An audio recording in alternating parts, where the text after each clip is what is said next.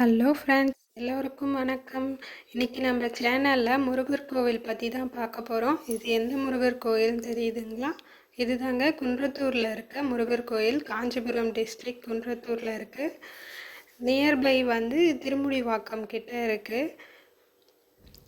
இது பார்த்திங்கன்னா நாங்கள் சண்டே சஷ்டி அன்னைக்கு கோவிலுக்கு போயிருந்தோம். அப்போ எடுத்த விலாக் தான். போஸ்ட் பண்ண கொஞ்சம் லேட் ஆகிடுச்சு எடிட் பண்ணி. பார்த்திங்கன்னா அன்னைக்கு கூட்டம் ஓரளவுக்கு நார்மலாக தான் இருந்தது.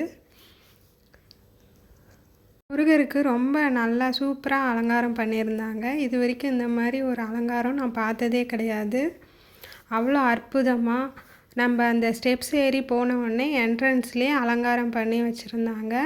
முருகர் வள்ளி தெய்வானையுடன் சூப்பராக இருந்தது அலங்காரம்.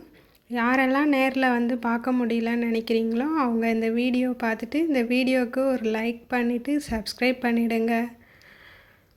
இங்கே பாருங்கள் எவ்வளோ அலங்காரம் சூப்பராக இருக்குது. இது வந்து நியூ இயர் அன்னைக்கு அலங்காரம் பண்ணியிருப்பாங்க போல இருக்குது. ஆனால் பூவெல்லாம் கொஞ்சம் ஃப்ரெஷ்ஷாக தான் இருந்தது. அலங்காரம் அவ்வளோ அற்புதமாக பண்ணியிருந்தாங்க. சந்தன காப்பு அலங்காரம். கோவிலில் பார்த்திங்கன்னா ஸ்டெப்ஸ் ஏறி மேலே போன உடனே முன்னாடி கொடிமரம் கிட்டேயே இந்த அலங்காரம் பண்ணியிருந்தாங்க. ரொம்பவும் பார்க்க ரொம்ப அற்புதமாக இருந்தது. அன்றைக்கி கொஞ்சம் கூட்டம் அதிகமாக தான் இருந்தது போல் இருக்குது. பார்த்திங்கன்னா 4 ரோ வந்து நாங்கள் நார்மல் தரிசனம் 4லேருந்து ஒரு 6 வரிசை நின்று உள்ளே போனோம். அது இல்லாமல் பார்த்திங்கன்னா 20 ருபீஸ் வந்து நம்ம பே பண்ணி போகிறது. ரெண்டும் ஓரளவுக்கு ஈக்குவலாக தான் இருந்தது. நாங்கள் ஒரு 1 ஹவர் க்யூவில் நின்று அதுக்கப்புறம் உள்ளே போய் முருகரை தரிசனம் பண்ணோம்.